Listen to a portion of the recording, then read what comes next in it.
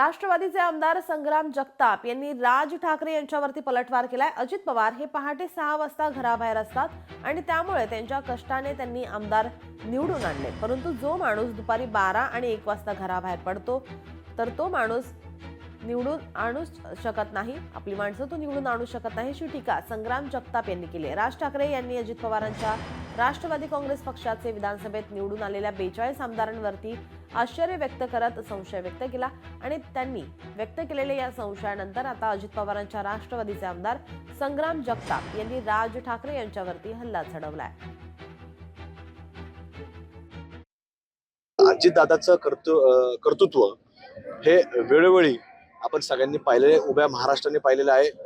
ते माणूस रात्री अनेक वेगवेगळ्या प्रचार सभा करून जेव्हा मुक्कामाला ते घरी आले तर घरी सुद्धा त्यांच्या अनेक लोक बैठका झाल्यानंतर ते जेव्हा रात्री 1-1.5 वाजता जर झोपले तर ते सकाळी तुम्हाला सांगतो 6-6:30 तो मनुष्य आवरून तयार असतो। त्यामुळे हे आमदार लोक त्या कष्टातून निवडून असतात।